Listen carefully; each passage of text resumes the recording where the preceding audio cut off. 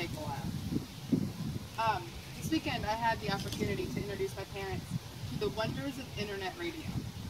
For those of you who don't know, this isn't necessarily directed in your direction or a full blend, but there's a new way to listen to your favorite music, right? You guys learned that during your massages this week. You can listen to music without necessarily having to buying an album or buying an individual track.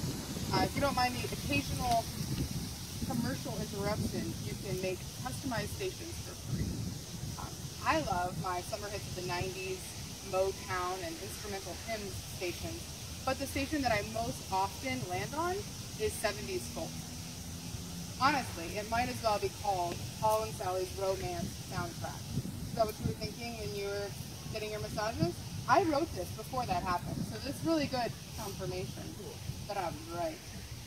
So many of the songs remind me of my parents, and I can hear the lyrics being sung back and forth in harmony by the two of you. I really do love 70s love songs, by the way, so thank you for that. I don't really like music, but that music I really like. So, however, even though I like that music, as both of you know, I have a knack for picking up lyrics. So while you guys are great at making up your own words to lovely melodies and adding additional harmonies, I actually hear the words. And wow, the more that I listen to the soundtrack of your romance, the more I realize how very unlike your romance those songs are. So today, instead of reciting some overly needy lyrics of Karen Carpenter's or belting out a pathetic ballad of breads, I want to go to one of Paul's.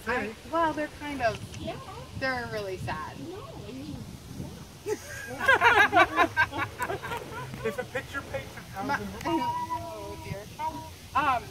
I want to go to one of Paul's letters, a love letter that he wrote to a community that he dearly loved. No, I didn't find your love letters. This is the other Paul, the one that you're named after. So it might seem like a bit of a stretch because this is not a traditional marriage text, but as I sat with it, I really believe that it beautifully illustrates your 40 years of hard work and can inspire all of us in the years of spirit-filled work that we have ahead. Dad, you're going to cringe, but in the interest of time and the possible distortion of scripture, I'm going to be reading excerpts from 2 Corinthians 5 and 6. So Paul begins in chapter 5, verse 14, by talking about the life controlled by the love of Christ. He says, "For the love of Christ controls us. From now on, we regard no one according to the flesh. If anyone is in Christ, he is a new creation. The old has passed away. Behold, the new has come." All this is from God, who Christ reconciled us to himself and gave us the ministry of reconciliation. That is, in Christ, God was reconciling the world to himself, not counting their trespasses against them, and entrusting to us this message of reconciliation. Therefore, we are ambassadors for Christ, God making his appeal through us. Before I go on, I want to stop here for just a moment. Paul just laid out the purpose of our lives, our spiritual careers, and I believe the purpose of marriage. That career, that calling, is to be ambassadors of Christ's reconciliation.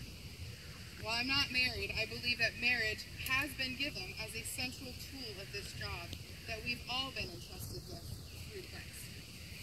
This work of reconciliation is at the heart of the gospel, and it's the very root of a healthy marriage.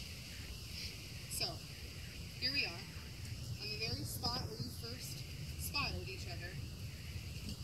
I don't think any of us are under the impression, except maybe Ella and Ezra, that those first glances were totally controlled by the love of Christ, as Paul talks about in the beginning of the passage that I read from. Your first looks were undoubtedly full of lots of human thoughts and feelings. Things like insecurity. Maybe even lust. And fear. I didn't have that word in here, but it's implied. Curiosity. Curiosity, yeah. Intrigue. Intrigue. Physical attraction. Yeah. Or repulsion. I didn't have that in there either, but that's what you basic. Over time, though, the work that God had begun in your young hearts did guide you to choose each other despite your fears and your insecurities. and for reasons much deeper than your natural attraction for each other.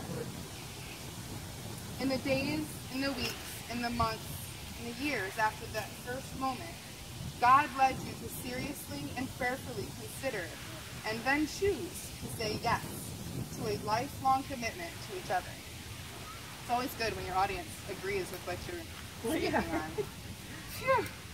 That work that God had started in your lives as young single people was exactly what we just read in Paul's letter. It was the early work of reconciliation. God reconciling you to himself through Jesus. It was this work that fueled your ability to marry for more than superficial reasons, for so much more than the love songs of the 70s could ever articulate. You tear up, I'll tear up. Stop. And while you didn't know just how you'd go on to experience the restorative work of God in and through your marriage, you entered into it with the posture that Paul talks about, controlled by Christ's love and not regarding each other according to the flesh, at least not only regarding each other according to the flesh, as we all know. What do you mean? You want me to explain? No. As you entered marriage together 40 years ago today, you were both new creations, as you are today. And you were embarking on a new and forever journey of reconciliation. This is why you're supposed to have two half sheets, so that doesn't happen. Homiletics professor, you're so upset. So, my first big idea is that marriage is designed to be a tool in the calling of God's people to be ambassadors for his reconciling love for all people. Mom and Dad, your marriage has been that. I know that it has not been easy to live your lives under the scrutiny of the public eye, as full-time ministry often requires.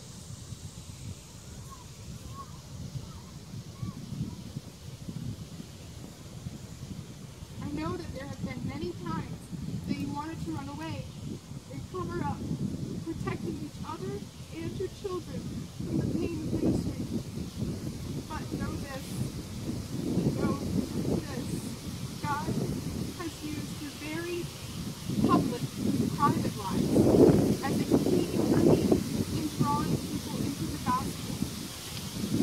By not being able to hide the pain, the disappointment, the loss of life from other people, God has used those experiences and times as clear appeals to those around you to be reconciled to God through Christ. Later on in chapter 6, Paul goes on to talk in many ways that he and his partners were tested, tried, and rewarded during their years as ambassadors for Christ's reconciliation. As I read through this list slowly, I encourage you to reflect in the many ways that God has guided you through these last 20 years. If I could have you do 20 years.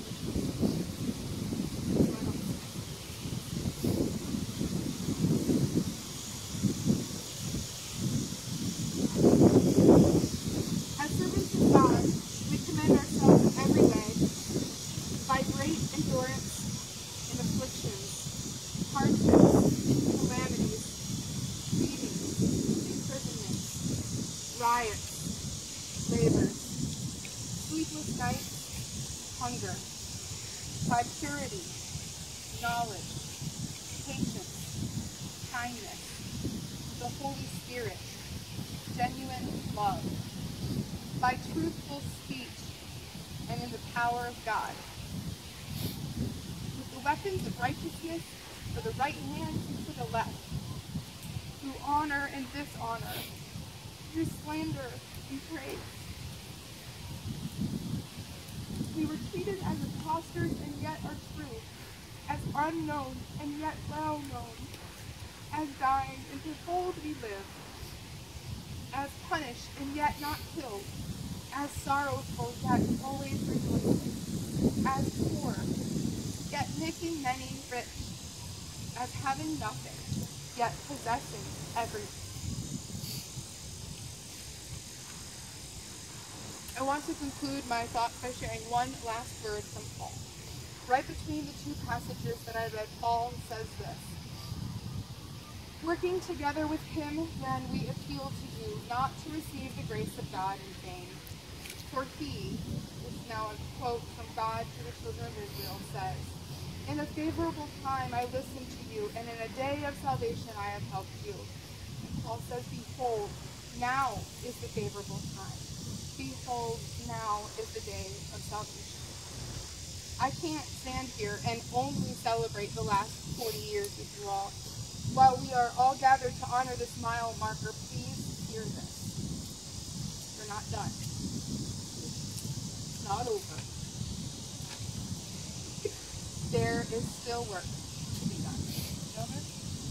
I don't think you, me? I don't think so. Or grandchildren. The Spirit of God that guided you through the last 40 years will continue his work of reconciliation for the rest of the time that you have on this earth until that work is completed. There will continue to be heartaches and losses. There will continue to be times to ask each other for forgiveness.